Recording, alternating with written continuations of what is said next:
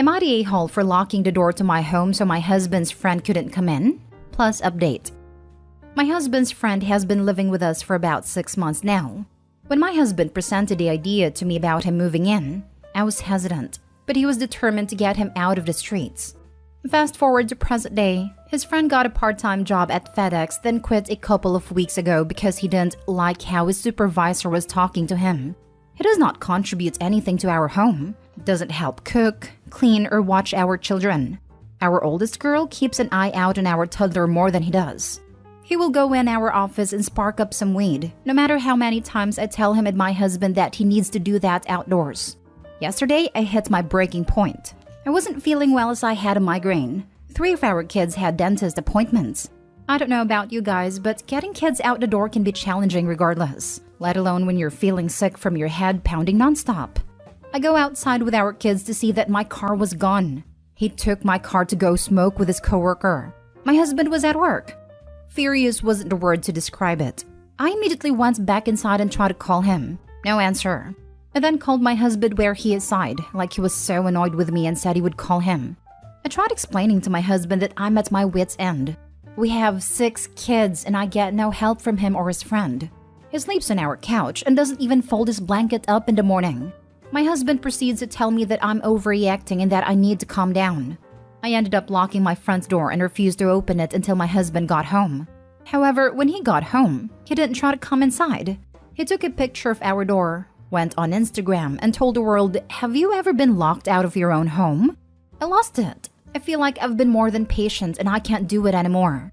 I don't get help or basic respect in my own home, and I'm constantly gaslit. My husband has a history of getting extremely angry and scary, so I told him he needed to wait until our children were asleep in bed before coming in, as I was afraid he'd come in irate, lashing out in front of them like before. Am I the a-hole how I handled this? Now for the top comments before reading the update. So many red flags. Not the a-hole, but for your sake and safety, I hope there's a safe place you can turn to since your home is clearly not that anymore. I'm in a state where I have no family or friends. He's active duty, so we've been here about a year and a half now. I'm trying to get out of this situation, but I realistically can't just pack up my kids and leave. I have nowhere else to go. Are you in base housing?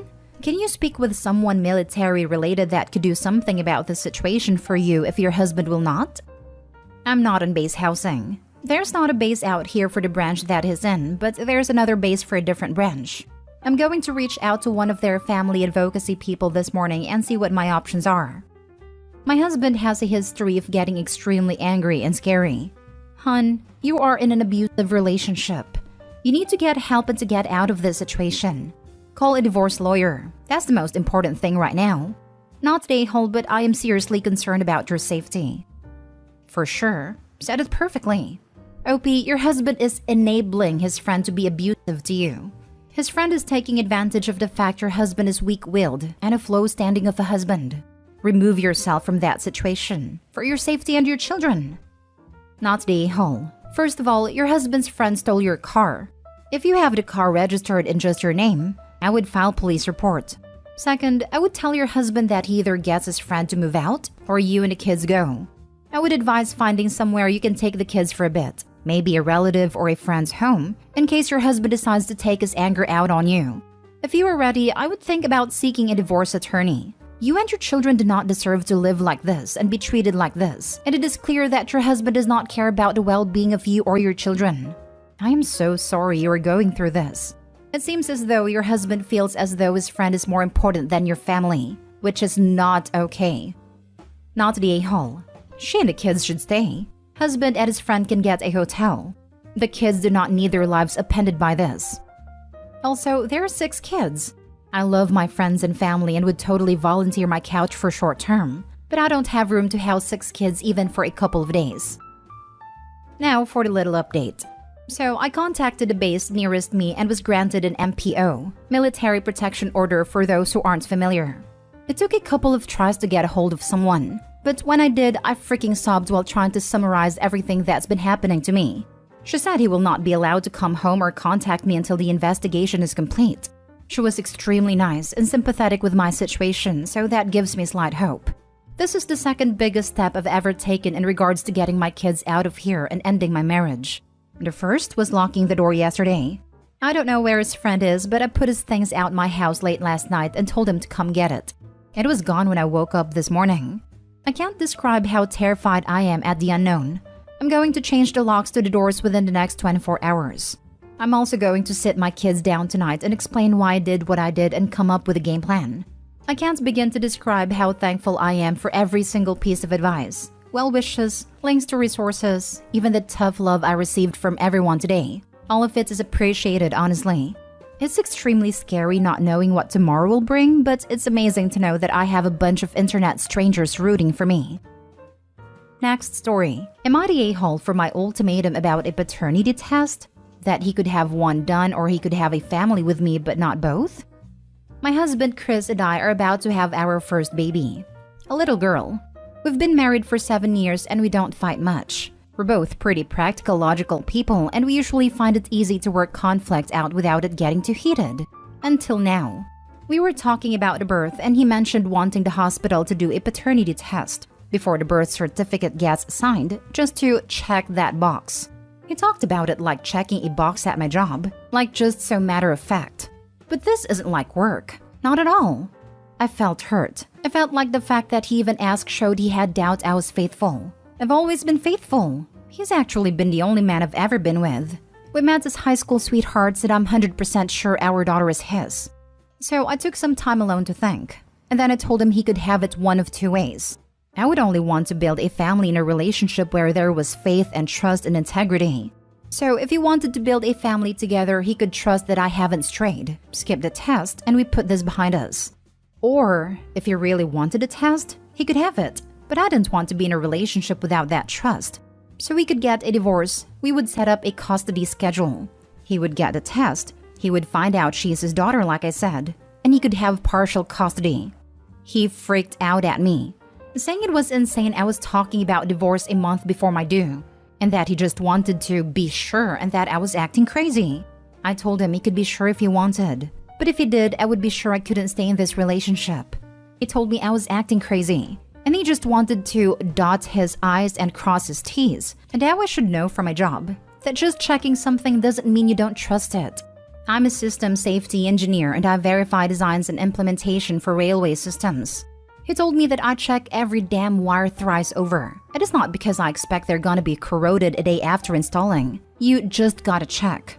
I said that the hazards I was trying to address there were reasonable and agreed on by all stakeholders. But the hazard in this situation, if we wanted to talk work, was that I was impregnated by another man. And if that's a hazard he's concerned with, I didn't know why he was with me.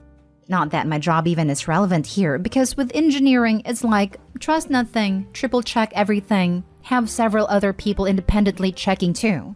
And that's no way to have a relationship. I told him on the phone he could have the paternity test or he could have a family with me, but not both. He told his parents about this and his dad was angry I was talking about divorce right when I'm pregnant with his granddaughter, which is ick. Anyway, I feel like even waiting for my husband's answer is making me reconsider this relationship. I don't know if it's just pregnancy moods, but I feel like I'm falling out of love. Am I the a-hole for my ultimatum? Ask him to submit to a full round of STD test monthly just to check that box. I'll stay home. Oh, you're less crazy than me. I would be going through his phone daily. I'd need to be logged into all his socials, and it'd probably also need a tracking app installed as well, just to make sure all the boxes are checked and all that. Which, as I was typing all that, all I could think was, this is so freaking unhealthy. You would become a shell of a person. Don't do that to yourself. Not the a-hole. Reminds me of the post where a man ruined his whole marriage by getting a paternity test. His wife didn't stand his mistrust, so she left. OP, maybe show your husband that post to kick him back to his senses. Edit, your husband is the one ruining the marriage, not you. After being together for 7 years, how can he not trust your daughter to be his? Not the a-hole. He doesn't seem to grasp that he is accusing you of cheating. Unfortunately, these claims often arise when the husband has been cheating and projecting it onto the wife. You should ask him to prove he's not cheating as he's asking you. That is what my first husband did. I never cheated, and found out later he was sleeping with his friends' wives, but had the nerve to accuse me. Of course you are not the a-hole, but do you know why he is asking? I am sure it isn't just to check a box. There has to be a reason. Either he suspects you of being unfaithful, he is being unfaithful and is projecting, or someone he knows is putting stupid thoughts in his head. Before you go all the way to divorce, you might want to look into the wife first. I keep trying to get the bottom of it, and all he says is meaningless excuse like, to be sure, or I never thought you'd be one to judge someone trying to do their due diligence, or just want to get all the paperwork and legal stuff done right. Which, why? Next story. Am I the a-hole for refusing to kick my cousin out? I, 29, live with my pregnant fiancée Sarah, 27, and my cousin Mira, 18. To make a long story short, I've basically raised Mira myself since she was 4 and I was 15. Her parents are extremely negligent, and when I was 20, she ended up basically moving in with me. While she calls me by name and calls me her cousin, we have a father-daughter relationship. Mira is obviously important to me. She didn't get along with Sarah at first. I think she just hated sharing my attention. But I thought they get along well now. Sarah and I have discussed Mira and her situation. And while I knew Sarah thought independence is better, I personally think it's better for her to stay here while she goes to university. A few days ago, Mira came up to me crying and apologizing. She basically said she was sorry for being a burden and hurting me, for not realizing how I felt, and that she would move out and everything. I had no idea what was going on, and when I managed to calm her down, she basically told me that Sarah had talked to her. Apparently, she told her that she's old enough to move out and stop being a burden on me, that she needs to stop taking advantage of my kindness. I got pretty angry, and reassured Mira that I love her and wouldn't kick her out or anything. I was furious and argued with Sarah about it. Apparently, she thinks I'm letting Mira take advantage of me, that she's old enough to be independent. She even thinks it's such an issue that Mira has been referring to the baby as her little sister. That she's my cousin and I have an actual daughter coming, so I can't keep cuddling her. Basically, she thinks I'm spoiling her with all this, which is ridiculous. That she did it this way because I left her no choice. The whole just a cousin has really angered me. Even if not by blood, she is my daughter. I raised her and love her. Sure, I spent a lot of time and money and whatnot on her, but I would do that for any child I had. Our argument went terribly. I don't understand how can she see Mira as some leech I need to stand up to, and that she did what had to be done. Mira was really happy I didn't feel that way, and obviously hates Sarah now. Sarah and most of my in-laws obviously say she's right, and I need to have appropriate boundaries. Our friends mostly agree with Sarah. Even my best friend basically told me that Sarah's right when I vented. Apparently, I basically forgot my place at It's Unhealthy. I really don't agree with them. But having so many disagree, especially my best friend, is giving me doubts. I want what's best for Mira. And while I personally want her to stay, if it is actually unhealthy, maybe Sarah would be right. Sarah definitely went the wrong way, but maybe I was wrong to not take some of the worry seriously. Now for the top comments. Not day hall. Mira is in university. It's great that you're willing to let her live at home so she can get an education and hopefully not graduate with an overwhelming pile of debt. As long as she's in school and working towards supporting herself, that's a young adult worth subsidizing. I find it odd that you know Sarah well enough to marry her but had no clue how she felt about Mira or that she would go behind your back that way. I hate to tell you, but you knocked up the wrong person. Thanks, and I agree. It's definitely a lot better than moving out young like I had to. And I'm starting to feel that too. It's so shocking to me. I never expected her to do something like this. When you write that you spent a lot of time and money on Mira, what does that entail? Because yes, you might be in the right and your fiancé ridiculous. But is it possible she feels neglected and that you are spending so much money on Mira that you are not saving for your goals with her or is financially set for the baby? If that is not the case, I think your in-laws and friends are ridiculous. As you say, she has been a daughter to you and any reasonable parent would take care of their kid. For money, I wouldn't say it's anything super crazy. Like, it's not much beyond normal costs. I do pay bills for us and groceries and whatnot. And I'm happy to help with expensive things depending.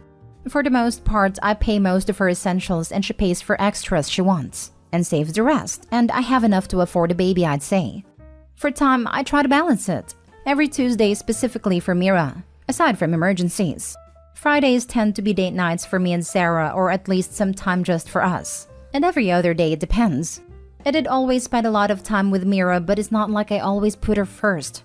We still hang out a lot, but she's got university and her friends, so it's less. Last story. Am I the a-hole for not recognizing my sister-in-law without makeup? I, 33 male, have been married to my wife, 32 female, for 4 years, and we have been together for 10. She has an older sister, Emily, who moved out when she was 18 or 19. My wife, Kate, has a great relationship with Emily. She visits us a few times a month. Sometimes she takes our kids out, and we also do some activities as a family with her, like hiking, going overseas, and so on. We do not ask her to babysit our kids as they have a nanny and my mother to do so. My mother has left her job to spend more time with her grandchildren on her own free will, and we do reimburse her. Now, Emily's a lot into makeup. In fact, I have never seen her without heavy makeup. Even when she stays over, she comes out from her room with full face on and wears waterproof makeup to the swimming pool or to the beach. From what Kate told me, she has been like this since Emily was 13. Over the weekend, our daughter, who is 7, has sneaked into Emily's room when she was staying over and decided to play with her makeup and hide it. That was early in the morning. When I woke up, I bumped into Emily in the hallway while she was looking for her makeup and did not recognize her at all. She looked completely different from what I'm used to. It looked like a middle-aged woman. I have nearly called the police as I thought someone broke in our house, but Kate stopped me. However, Emily already heard me saying, "Who the heck are you?" and is aware I have not recognized her. I have apologized and have explained to my wife and my sister-in-law that I didn't recognize her and thought a stranger broke in, as Emily looks so different without makeup. However, Emily got upset and she and my wife called me an a-hole for this. Emily left, and Kate is giving me a cold shoulder. My father-in-law and mother-in-law are on my side, but I'm wondering if I was really an a-hole. Not the a-hole. It was a genuine mistake. But you need to have a lengthy chat with your 7-year-old about how inappropriate it is to go into someone else's stuff and hide it. Perhaps something that's a favorite of the child's should be hidden, so the child can see how unpleasant of an action that actually is. I actually think your sister-in-law is a bit of an a-hole here.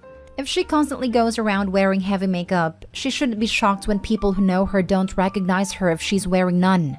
That's the problem with heavy makeup. Maybe it was a hit to her ego that you viewed her as a stranger after knowing her about a decade, but her residual image data in your head is much different from what she looks like without makeup on.